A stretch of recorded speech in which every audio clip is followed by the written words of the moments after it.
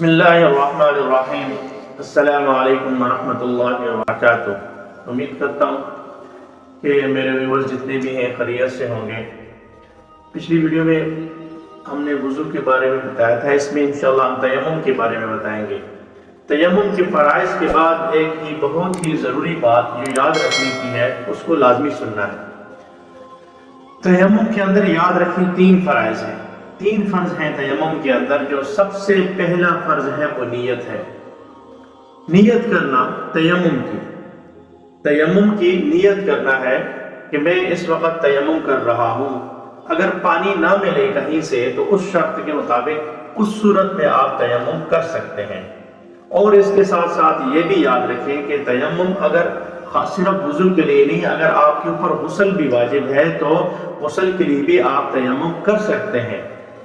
پھر دوسری بات یہ بھی یاد رکھنے کی ہے کہ اگر یہ ذہن میں نہیں لانا ہے کہ میں نے وضو کے لیے الگ تیمم کرنا ہے اور غسل کے لیے الگ تیمم کرنا ہے، دونوں کے لیے ایک ہی تیمم کافی ہے۔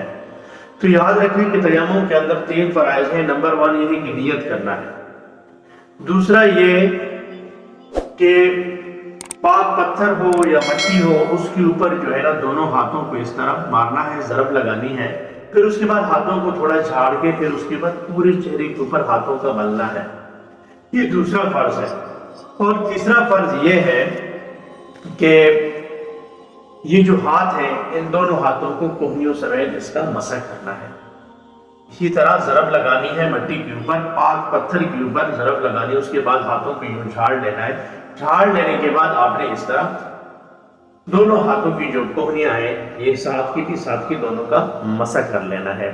تو یہ 3 فرائض جو ہیں یہ آپ نے یاد رکھنے ہیں۔ وہ اس صورت میں یاد رکھنے ہیں کہ جب آپ کو پانی نہ مل رہا ہو، تو اس صورت میں آپ تیمم کر سکتے ہیں۔ تیمم کے اندر 3 فرائض ہیں، اس کو لازمی یاد رکھنا ہے۔ پھر اس کے بعد میں جو آپ کو بتا رہا تھا کہ ایک بات لازمی جو ہے نا وہ سننی ہے، وہ یہ ہے کہ اس کے بارے میں شرط یہ ہے کہ اگر 1 میل کے اندر، یہ بات لازمی سنیے، اس بات کو ذہن نشین کر لیں کہ اگر 1 میل کے اندر پانی نہ مل رہا ہو تو اس صورت میں آپ تیمم کر سکتے ہیں۔ اگر آپ جنگل میں ہیں، آپ کو کوئی ایسا شخص مل جاتا ہے، وہ آپ کو بتا دیتا ہے کہ فلاں 1 میل کے اندر پانی مل سکتا ہے، تو پھر آپ جو ہے نا وہ تیمم نہیں کریں گے اس شخص کے اوپر۔ اگر آپ کو یقین ہے تو آپ کے اوپر وہ پانی لانا واجب ہے۔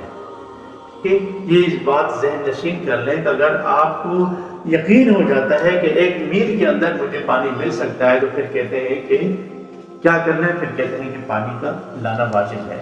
تو اللہ پاک ہمیں ان چیزوں کو سمجھنے کی توفیق عطا فرمائے، اور مجھ سمیت ہم سب کو اس پر عمل پیرا ہونے کی بھی توفیق عطا فرمائے۔ شکریہ، السلام۔